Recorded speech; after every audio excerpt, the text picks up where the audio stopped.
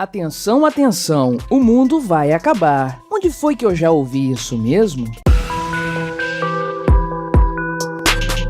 Este é o Visão Libertária, sua fonte de informações descentralizadas e distribuídas. Este artigo foi escrito por Amazônia Livre, revisado por Baby Yoda, narrado e produzido por mim, Quintessência. Gente, pasmem, mais uma vez esse pessoal metido a profeta do apocalipse, ou seja, os especialistas em clima da ONU, aparecem de novo com a mesma história batida. O mundo está para acabar, mais desesperado do que picareta vendendo curso de internet, mais falido do que banco alavancado em moeda estatal, mais confuso do que vendedor de criptomoeda centralizada. O pessoal do IPCC, o painel intergovernamental sobre mudanças climáticas, lança agora o Guia do Sobrevivencialismo Climático. Poxa, o sobrevivencialismo é até legal. Eles ensinam a guardar comida, a fazer uns tipos de fogão a lenha, a construir casas reforçadas e a dar uns nós cabulosos. Mas esse sobrevivencialismo da ONU beira a insanidade. Acho que realmente vamos precisar da mentalidade sobrevivencialista, mas, no caso, será para sobreviver ao cataclisma institucional que se avizinha, dado que os estados estão cada vez mais falidos e ineficientes. Cada vez mais, os estados nacionais falham em cumprir aquelas suas premissas mais básicas, como garantir o direito à propriedade e manter um sistema de justiça. Adaptar-se a condições adversas, resistir e sobreviver parecem ser valores cada vez mais afeitos na nossa sociedade. Não devido a eventos climáticos, mas devido a ações tresloucadas dos governos mundo afora. Por isso, esteja preparado. Ou talvez cheguemos ao famoso salve-se quem puder. Mas para os políticos, quero deixar. Cada um por si e o diabo para todos vocês. Bem, voltando à ciência, esses burocratas do IPCC estão realmente alucinados. Exatamente como os governos têm feito com o dinheiro, imprimindo cada vez mais moeda numa espiral de loucura que ninguém sabe aonde vai terminar. Os pseudocientistas do IPCC têm soltado mais alardes, sempre mais catastrofistas, como que dobrando a meta no melhor estilo Dilma.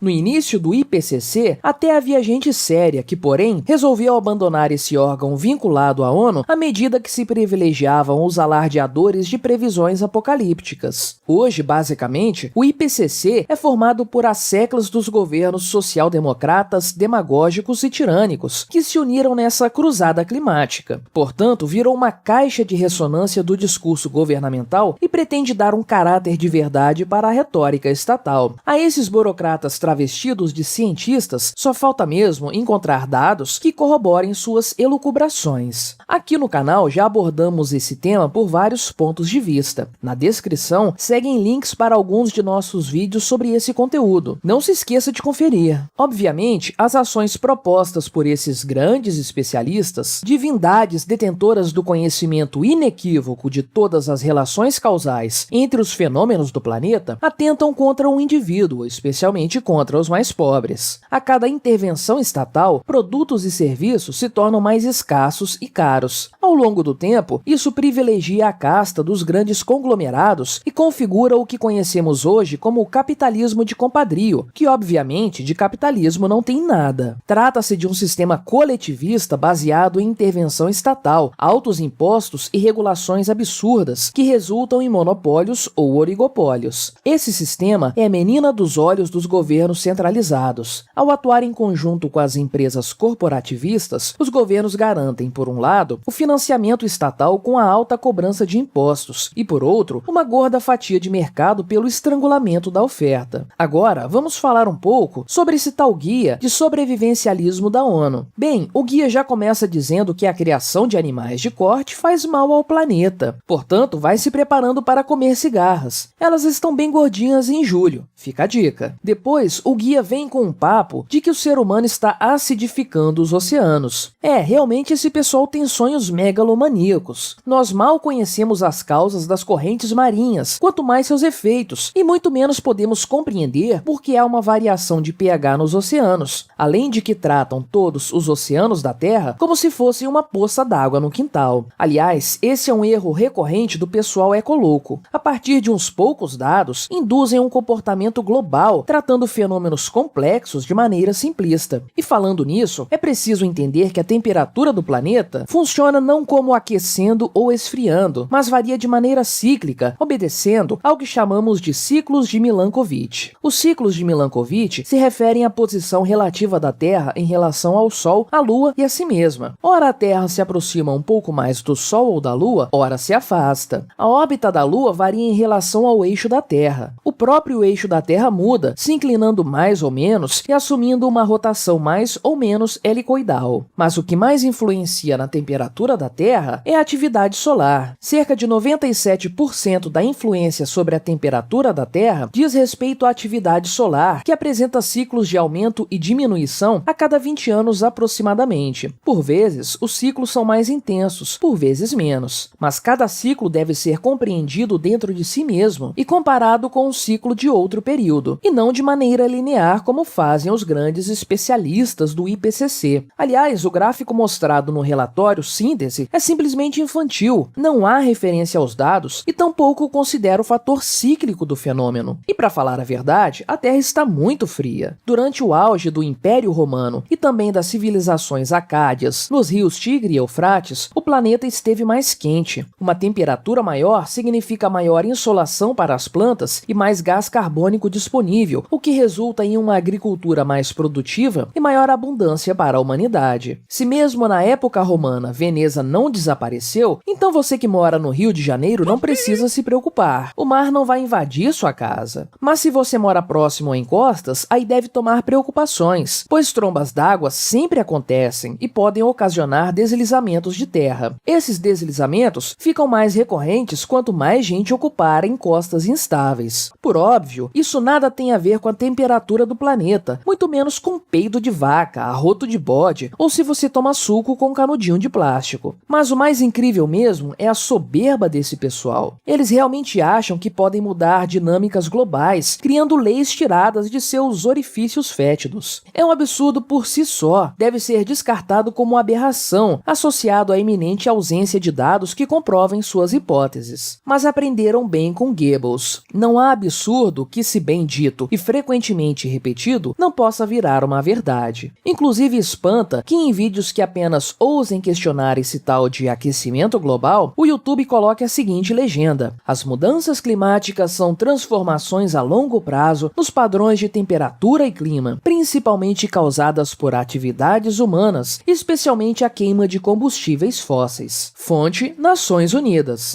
Bem, só faltou combinar com os dados. Obrigado por sua audiência. Se você gostou deste vídeo, deixe o seu like e o compartilhe com seus amigos para difundir as ideias da liberdade. Se quiser ser notificado de outros vídeos, clique em se inscrever e depois no ícone da campainha. Até a próxima!